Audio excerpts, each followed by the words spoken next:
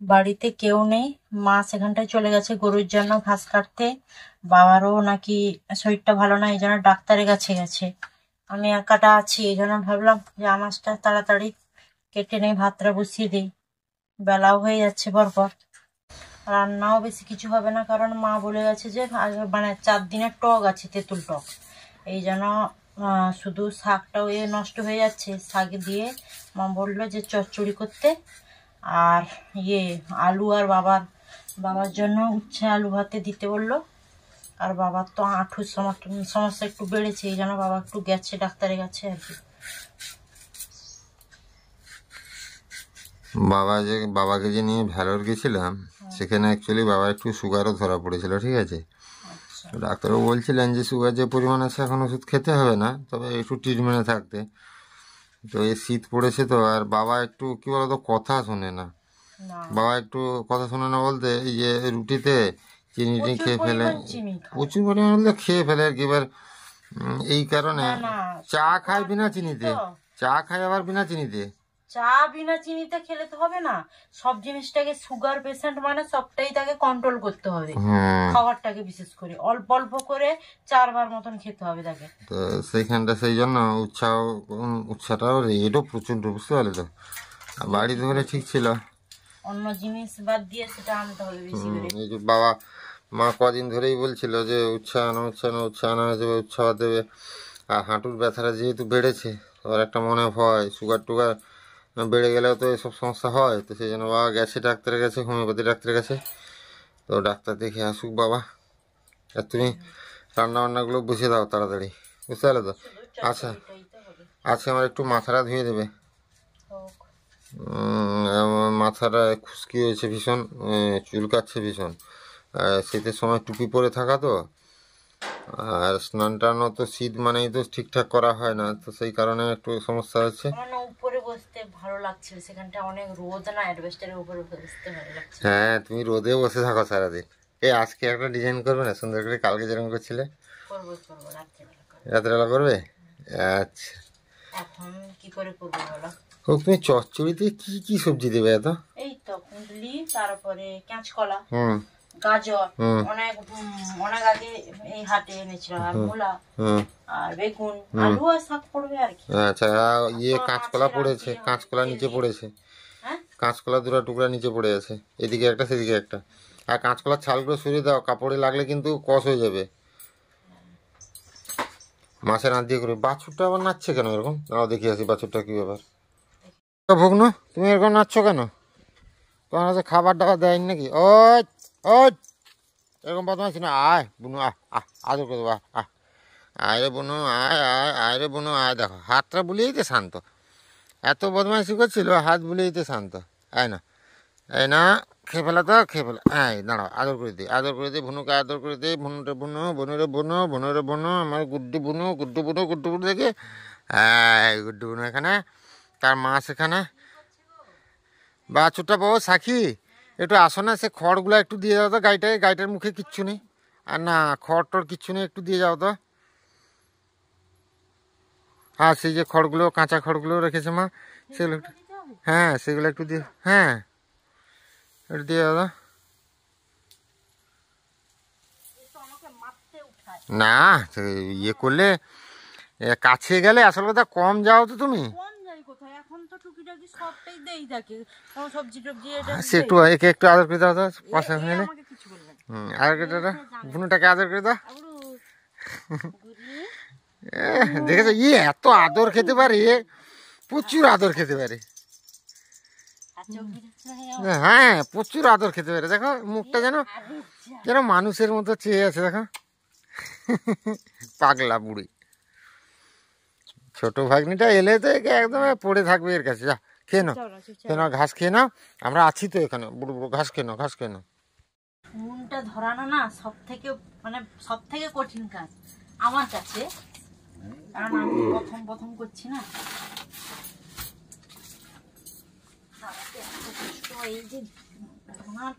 এগুলো তো বোকা, ও বোকা বোকা, ওই যে এগুলো না আকাশমণি ডালা, যে এগুলো, ওইগুলো দাও, ওইগুলো দাও, ওইগুলো দিলেই আগুনটা ধরবে।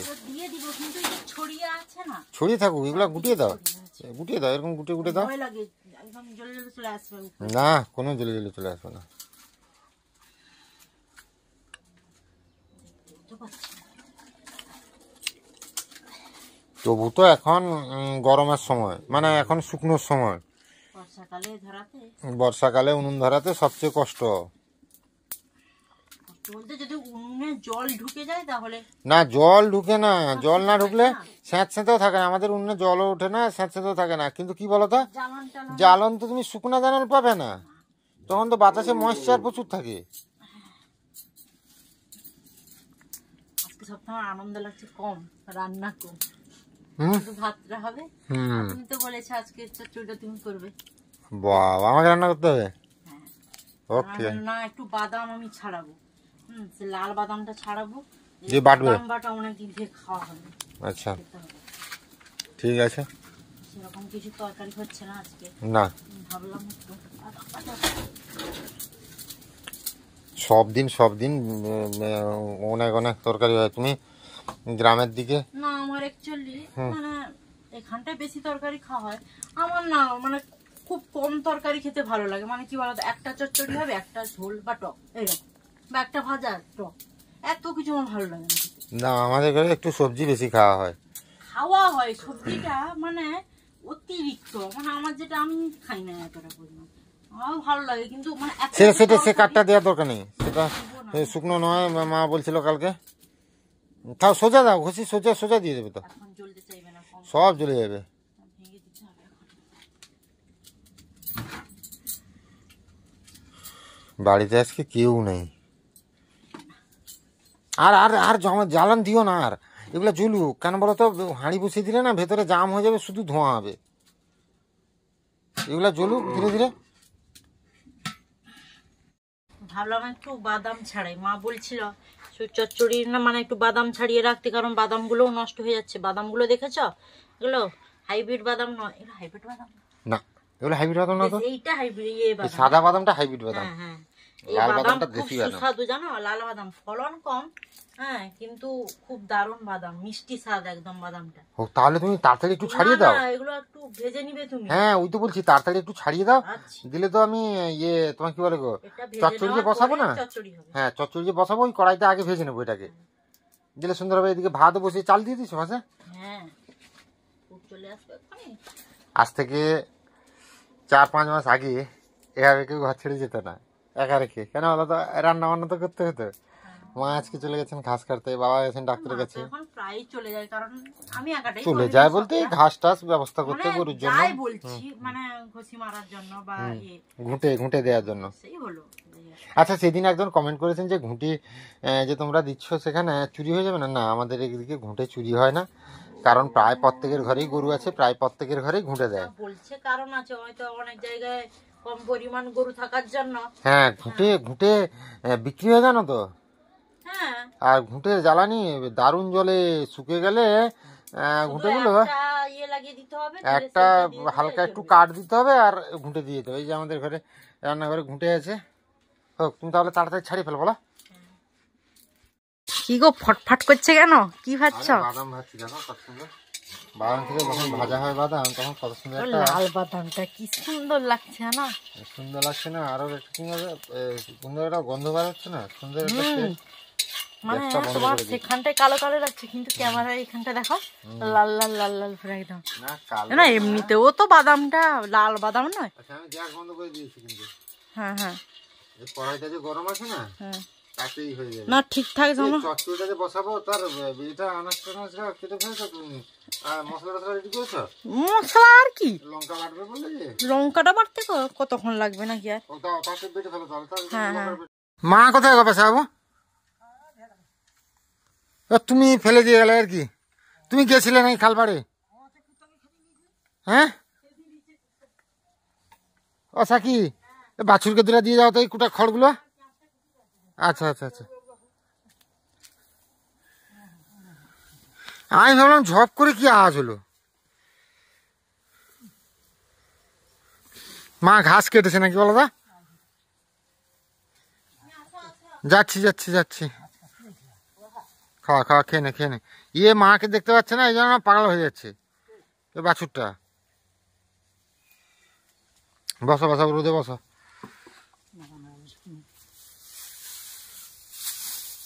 এগুলা টাটকা না? খেয়ে নে। ঘাম বেরিয়ে গেল না মা? এই ঠান্ডায়ও ঘাম বেরিয়ে গেছে মায়ের। হ্যাঁ, এই যে ঘাস কেটে এনেছে তুমি। পেশাবু তো রাখি দিয়ে, আমি তো ঝপকে উঠতে না বলে তুমি এসছো।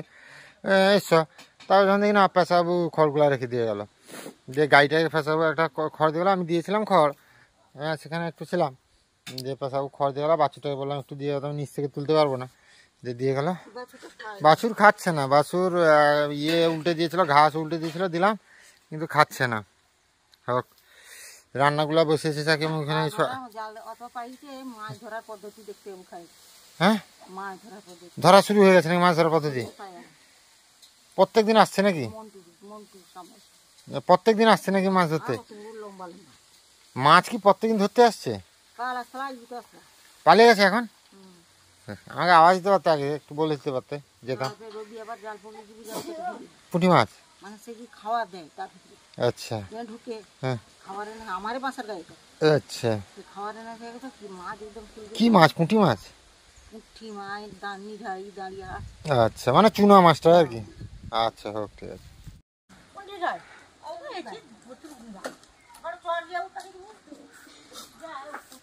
বালিশগুলো রোদে দিয়েছে সাকি, সে বালিশগুলো উল্টাতে গেছে। অ্যাকচুয়ালি শীতের সময় বালিশ, লেপ, কম্বল সব রোদে দিলে ভালো হয়। আগে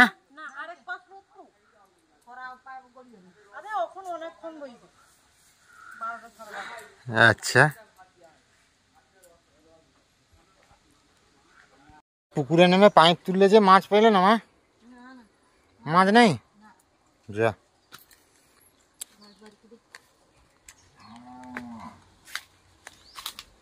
গরুর জন্য ঘাস এনে তাকে ধুয়ে শুকিয়ে আবার গরুকে দিতে হয়, কম কম করে।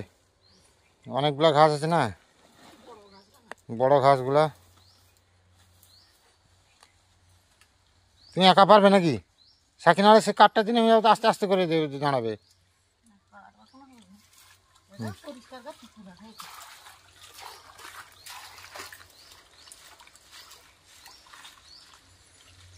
এই শীতের সময় এই ঠান্ডা, যে কনকনে ঠান্ডা জলে নামলে, সে পাইপটা তুললে যদি একটা শিঙি মাছটা ধরতে পারতে, তাহলে একটা।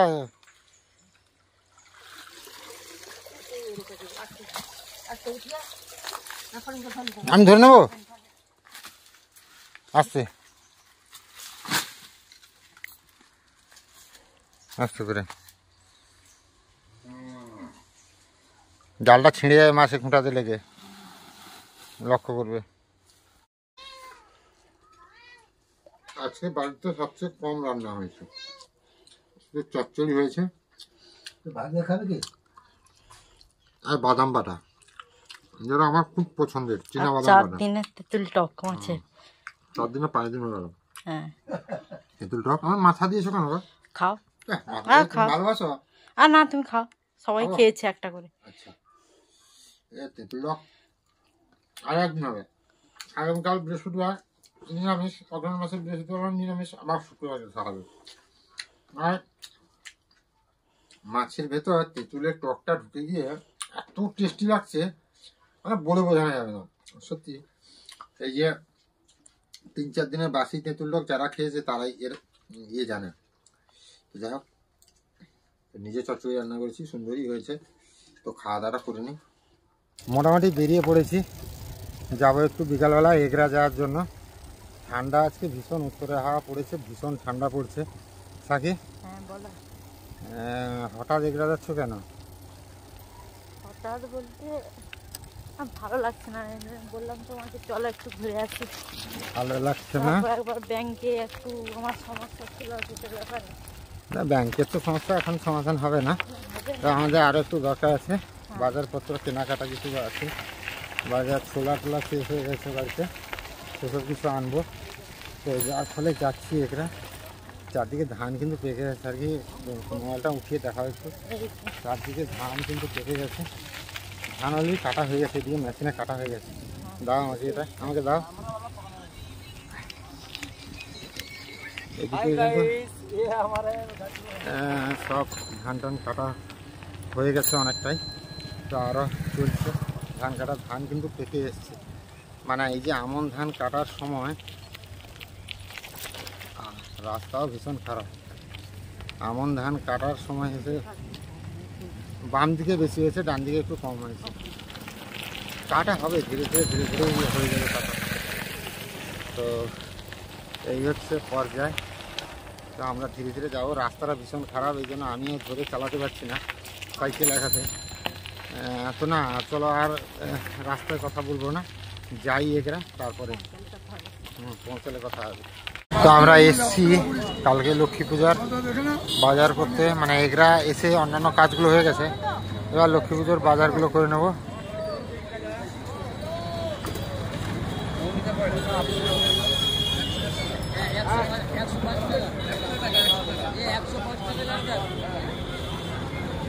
তুমি খেয়ে চেক করে নিচ্ছ নাকি ও?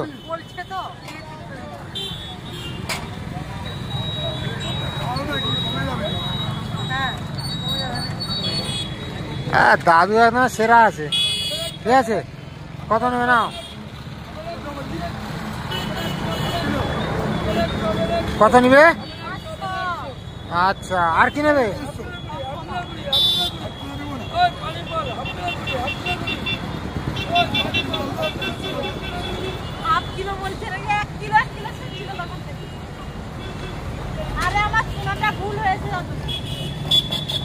আমি বলছি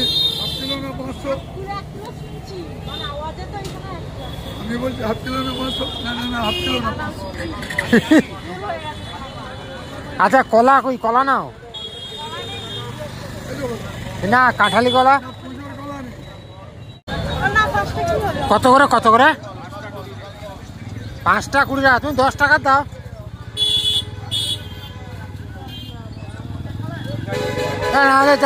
অন্য জায়গায় কোথাও দেখো, অন্য কোথাও দেখো। হ্যাঁ 10 টাকার না দিচ্ছি, টাকা দাঁড়াও। মোটামুটি 70 টাকা করে কেজি। হ্যাঁ 200 গ্রাম শশা নেওয়া হচ্ছে, ছোট ছোট দুটো নিয়ে নাও, হয়ে যাবে।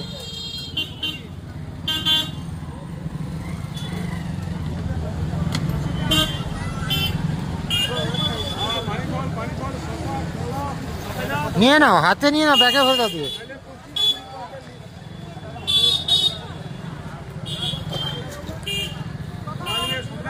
ও মা, এগরাজে গেছিলাম, তোমার কালকের পুজোর বাজার টাজার করে আনা হয়েছে, বুঝলে তো? আচ্ছা, আর একটা খারাপ খবর আছে। আজকে হরিয়ানার ডাক্তারবাবুকে ফোন করছিলাম, ডাক্তারবাবু বললেন যে আগামী 20 দিন খানিক থাকবেন না উনি, তো তারপরে ডিসেম্বরে থাকছেন। এবার আমি বললাম তাহলে ডিসেম্বরে যাব। ডাক্তারবাবু বললেন ডিসেম্বরের দিকে ভীষণ ঠান্ডা পড়ে এদিকে, আসার দরকার নেই। এবার দিয়ে বললো তুমি ফেব্রুয়ারি মার্চের দিকে আসো। তো ফেব্রুয়ারি মার্চ মানে ওই সময় ঠান্ডা কম হয়। হ্যাঁ তা হ্যাঁ 3 মাস তো হতে যায়। তো প্রেসক্রিপশানটা দেখতে হবে, বার করে রাখি। আমরা লাস্ট কবে দেখিয়েছিলাম, এবার সেরকম পরাশর স্যারের আবার ফোন করে অ্যাপয়েন্টমেন্ট নিতে হবে, একবার গিয়ে দেখিয়ে আসতে হবে। সে ওষুধ আছে, ওষুধ শেষ হচ্ছে বা অর্ডার দিতে হবে আবার। না না, হরিয়ানায় ভীষণ ঠান্ডা পড়ে, উত্তর ভারতে ঠান্ডাটা বেড়েছে, ওষুধ তো খেতে হবে। আর এদিকেও পরাশর স্যার বলেছিলেন একটা কি নতুন ওষুধ আসছে। না না, পরাশর স্যার এসেবার বললেন না, একটা নতুন ওষুধ নাকি আবিষ্কার হয়েছে, যেটাতে নাকি পেন টেন আর থাকবে না। তো সেটাও গিয়ে না দেখে আসবো, তারপরে মার্চের দিকে যাবো আর কি, ফেব্রুয়ারি মার্চের দিকে। কারণ ডাক্তারবাবু যখন নিজেই বলছেন যে ঠান্ডাতে আসার দরকার নেই, আর আমাদের এদিকে সাকি যখন 15 ডিগ্রি টেম্পারেচার হয় নর্থ ইন্ডিয়ায়, তখন কিন্তু 7-8-9 ডিগ্রি টেম্পারেচার হয়। আর দিল্লি টিল্লি হরিয়ানা টরিয়ানা ঠান্ডা একদম ঠকঠকে ঠান্ডা, মানে তোমার চামড়ায় না বিঁধে একদম হাড়াই বিঁধবে। সে ঠান্ডা সহ্য করা বড় কঠিন। আমি 3 বছর দিল্লিতে ছিলাম, আমি জানি। তো সেই কারণে ডাক্তারবাবুর কথা মেনেই করতে হবে আর কি। তো তুমি কালকে মনে করে প্রেসক্রিপশনটা দেখবে, জানো তো সাকি? হ্যাঁ ডাক্তারবাবু কতদিন হলো, যদি 2.5 মাসের মতো হয়ে গেছে, হ্যাঁ ওই 2.5 মাস, না আমরা দেখাচ্ছি তো রেগুলার, অ্যাপয়েন্টমেন্ট অসুবিধা হবে না। 2.5 মাস যদি হয়ে গেছে তাহলে ফোন করে অ্যাপয়েন্টমেন্ট একটা নিয়ে নেবো। 2 মাসের কাছাকাছি হতে যায় 2 মাসের বেশি হয়ে গেছে মন বলছে। মনে হচ্ছে না? আমাদের বিয়ের কদিন পরেই তো গেছিলাম, দিন 15-র ভেতরেই গেছিলাম আমার মন বলছে, 15-20 দিনকে এরকমই আর কি। যাই হোক, রাতের খাওয়া দাওয়া তাহলে রুটি আর দুধ নাকি? তো খাওয়া দাওয়া হবে। সবাই ভালো থাকুন, সুস্থ থাকুন। আর আজকে সবচেয়ে মানে এই বছর মানে সবচেয়ে বেশি ঠান্ডা পড়েছে আজকে, একদম ঠান্ডায় দাঁতুরি লেগে যাবে এর মতন ঠান্ডা। তো সবাই ভালো থাকুন, সুস্থ থাকুন, দেখা হবে আবার একটা নতুন ভিডিওতে। উঠছে মানে সব থেকে বেশি ঠান্ডা 15 ডিগ্রি মাত্র। বয়স্কলোকে তাহলে কি হবে? না 15 নয়, 15টা ফ্যাক্টর নয়, গতকাল ছিল একটা ঠান্ডা, আজকে হঠাৎ বেড়ে গেল না। বলেছিল কিন্তু এবারে ঠান্ডা প্রচুর পড়বে। হ্যাঁ ঠান্ডা তো এবার পড়বে, এবছর বৃষ্টি কতদিন হয়েছে। আর ইয়ে কইছে, এই বয়স্ক মানুষদের কি আবি হচ্ছে গো? কইছে যে প্রচুর কষ্ট। কলকাতায় টেম্পারেচার তোমার 4 থেকে 5 ডিগ্রি তাপমাত্রা পর্যন্ত নামতে পারে। কালকে আমার ঘরে খাইকে শুয়েছি, তোমার ভাবি তখন খেলেটে হ্যাঁ, তার রান্না হয়। করেছিল তো। হ্যাঁ, সে খেয়েছে তখন। আসলে নয়, এই যে জড়ো সড়ো মতো বসে থাকলে তো বেশি বসে থাকলেই বেশি ঠান্ডা, বাস্তব কথা বলেছ। কিছু করলে কিছু অ্যাক্টিভিটি ঠান্ডা লাগছে, তুমি একটু এইখানে একটু হেঁটে চলে আসো, 1/2 কিলোমিটার হেঁটে চলে আসো, ঘাম বেরিয়ে যাবে, গরম লাগবে। বসে থাকলেই ঠান্ডা বেশি। বসে থাকলেই বেশি ঠান্ডা। তো যাই হোক, সবাই ভালো থাকুন, সুস্থ থাকুন, দেখা হচ্ছে আবার একটা নতুন ভিডিওতে।